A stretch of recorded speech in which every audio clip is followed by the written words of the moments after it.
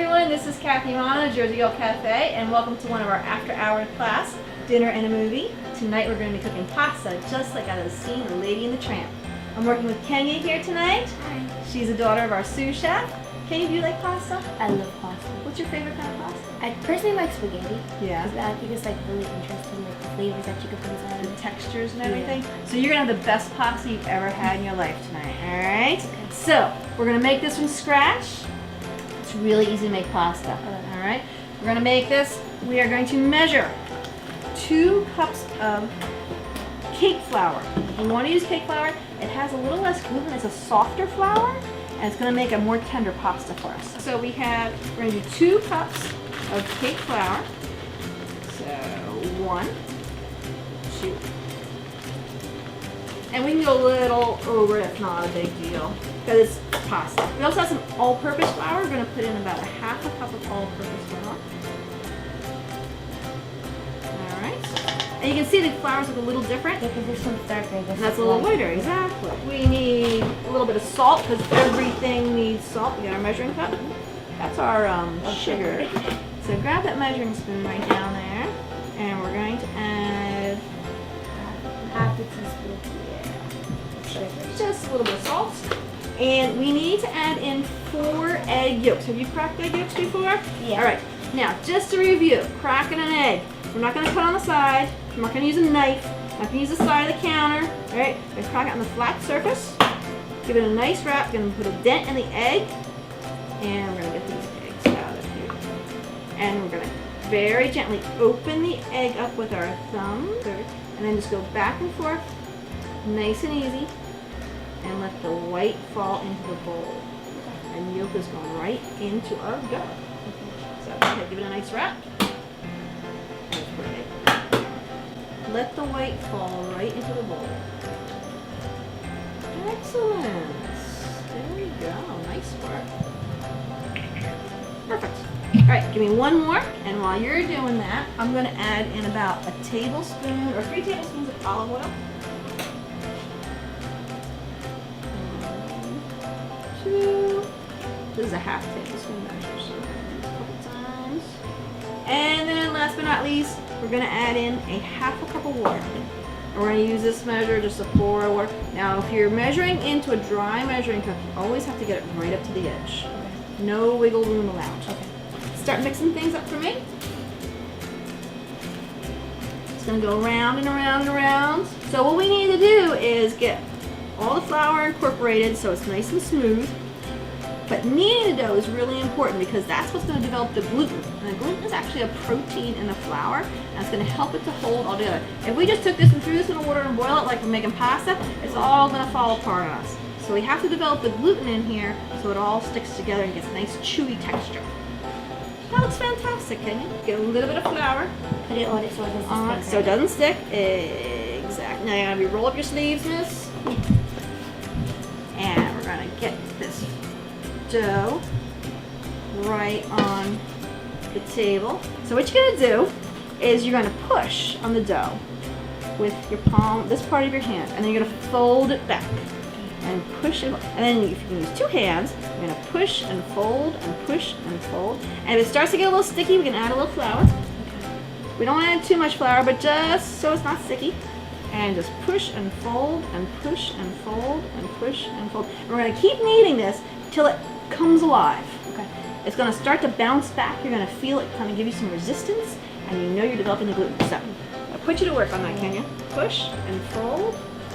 There you go. You got it. She's a pro. So once we get this done, we're going to have to let it rest. Because if we tried to roll this out right now, all it's going to do is bounce back on us, and that's no good. So we need to work with relaxed dough. And that takes about 15-20 minutes of letting it rest. This is really good. So this dough is nice and soft, but it's coming alive. And the nice thing is there's no flour on the outside of the dough, but it's not sticking. So we know the dough isn't too wet, but it's also too dry. It's not too dry, because if it was too stiff, it was hard to knead this, then you know you had too much flour in there and it's too dry. So I think this feels really I think the yellow nice. color get it from the egg. Exactly. So if we poke it, it bounces back. Right? Yeah. So we're gonna let this rest now. So you could take it, you could take some plastic wrap, wrap it up, let it rest in place. You don't want it to dry out while it's sitting here. We don't want to get like a dry skin on it or crust. So, but we're cheap. Instead of doing that, we're gonna take our dirty bowl, put it right on top. Okay. All right, so let's go wash our hands. We're gonna make our marinara sauce. All right, our hands are all nice and clean. So now we're gonna make our marinara sauce. Now I call this my cheater's marinara sauce recipe. Because a lot of times people have these recipes where they cooking tomatoes all day. It takes a lot of work and you're chopping and you're cutting and you're mincing and all kinds of crazy stuff. And you don't do it because it's too much work. This is almost no work. So you take 2 cans of crushed tomatoes. Dump that right in there. Perfect. We're going to add in about a 1/4 cup of olive oil right into the tomatoes. We're going to add in about a 1/2 teaspoon of garlic right in there, and granulated garlic, not even fresh. Oregano. Oregano makes everything taste Italian. About a teaspoon of oregano. Same thing in the basil. Give me about a teaspoon of dried basil. Our secret ingredient is perfect. About a 1/2 teaspoon of sugar. When I was growing up, we had neighbors that were Italian, and the mom would always make spaghetti sauce with sugar in it. And I thought, My dad does this. I thought that was like so crazy. It's like, why are you putting sugar and stuff like that? That's nuts. But the tomatoes are a little acidic. So by adding in this sugar, it just kind of balances it out, makes it delicious. All right, and then salt and pepper. Here at the cafe, we like to combine our salt and pepper. We have kosher salt, cracked pepper. We're gonna add in a little bit, and a little bit more. What we're gonna do is just gonna put this on the stove top, mix it up with our spatula, turn the fire on. Here we go. I'm gonna stir everything together and just gonna let it simmer. It's gonna take about 15-20 minutes. We'll taste it. If it tastes too tomatoey, then we know we're gonna add more seasoning. If it tastes just right, then we're all done. Let's see how our pasta's doing over here. Mmm. Still bouncy. Bouncy, but less bouncy. It's much more relaxed than before. Look how it doesn't bounce back quite as fast. Yeah, it's more like slow down. Exactly. Simmer down. Now, we're gonna use the pasta roller to roll it out. Some people can do it by hand. Some people use rolling pins. We're in New Jersey. We're gonna use a pasta roller. So, we're gonna cut our dough into quarters. We're gonna roll it in a little bit of flour. And we're gonna squish it out. Now, the really key thing here, Kenya, is we can't really play with the dough. So you don't wanna be folding it and mushing it, because that's just gonna wake it up again. You wanna keep it nice and relaxed so it doesn't know what's going on. We're gonna roll it out, it's gonna get really, really skinny. All right, good. This is our pasta roller. We have the roller here, which goes from wide settings to thin settings. And then we have cutters. We have a fettuccine cutter and a skinny pasta cutter. We're gonna use a fettuccine cutter. And you wanna turn it nice and steady. Now you can get attachments for like a KitchenAid mixer. Perfect. Now if the dough looks like it's sticking a little bit, we're just gonna add just a scooch of flour to it. Take our setting down from the widest setting to a little thinner setting. So go ahead, give me some rolling action there, Kenya. All right, I'm gonna go down one more setting. Keep rolling for me. I'm just gonna keep catching it.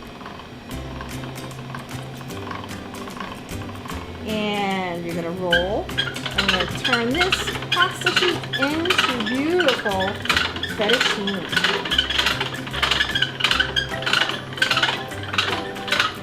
Oopsies. Good job.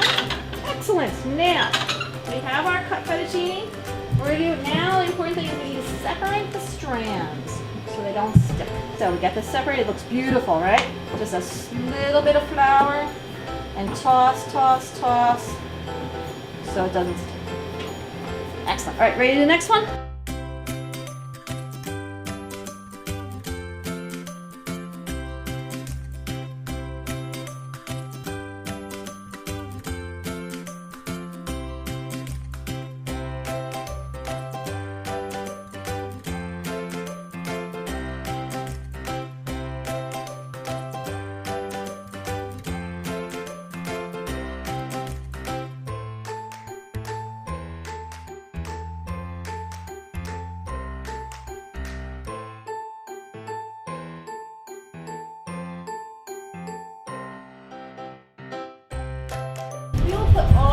recipes on the Jersey Girl Cafe NJ.com website, so everybody can grab the recipes themselves. And we'll have some special recipes in there as well that we didn't make today, including Caesar dressing from scratch and molten chocolate lava cakes. It's pretty good.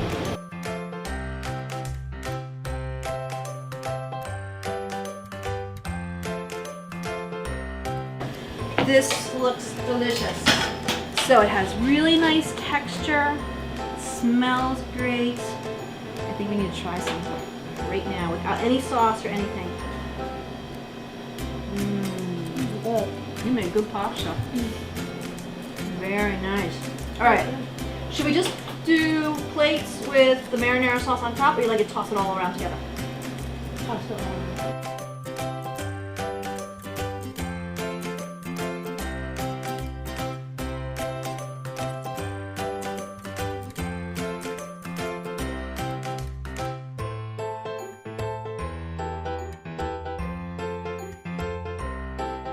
Thank you very much for joining us at Jersey Girl Cafe's Dinner and a Movie.